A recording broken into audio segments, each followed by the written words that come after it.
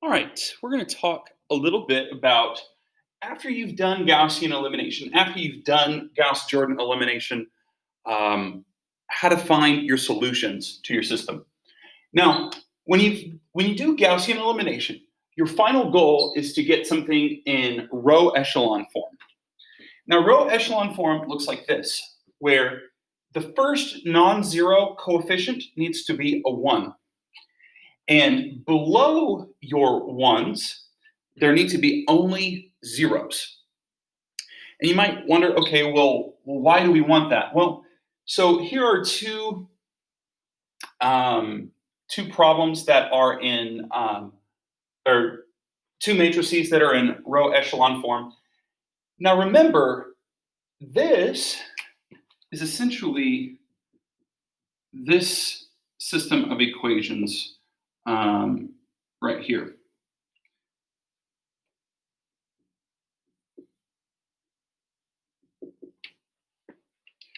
So this corresponds to this right here, which what that means is, hey, look, I've got a value of z, and once you have one of the values, everything else should kind of fall down like dominoes. So z is 3, so y minus 3 equals 7, so y equals 10.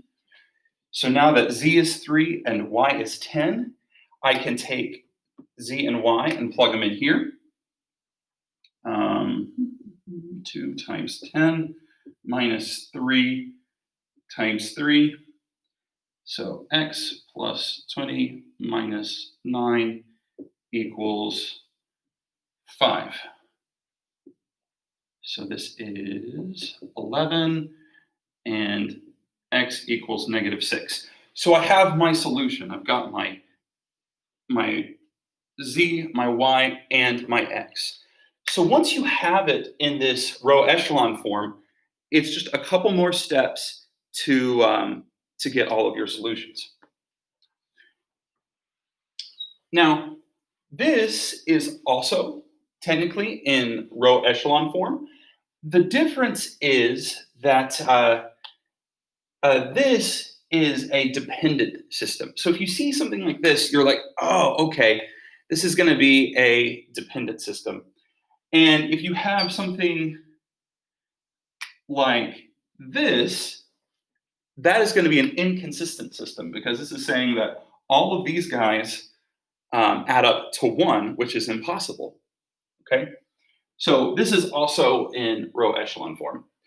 But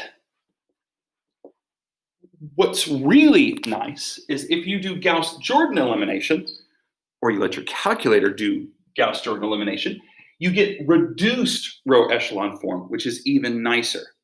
So reduced row echelon form is similar, except for not only are there zeros below our leading ones, but there's zeros above our leading ones. Okay? Now, if you have this, this makes life really, really nice.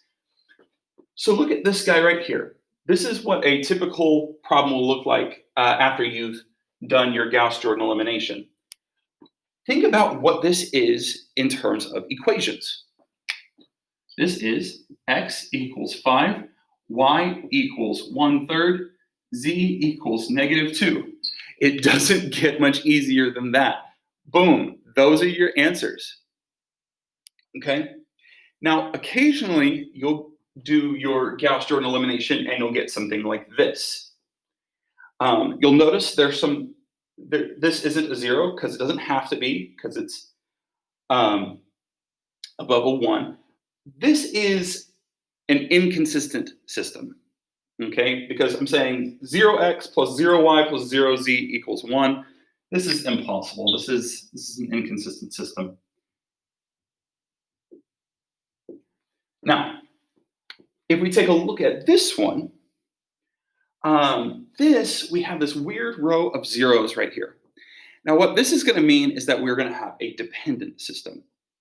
Now, here's how we're going to have to write this dependent system. Well, you'll see here we have x plus 2z equals 2, and y plus 3z equals 4. Well, all I need to do to write the solutions to my dependent system is go ahead and solve for x and y here. So x equals 2 minus 2z, and y equals 4 minus 3z. So your solution is just going to be 2 minus 2z, 4 minus 3z, and z. Now, this doesn't seem like much, but again, we've gone from any combination of x, y, and z being a possibility to this very restricted possibility where if I pick a z, then I have my three values. So this is what you do when you have row echelon form and reduced row echelon form.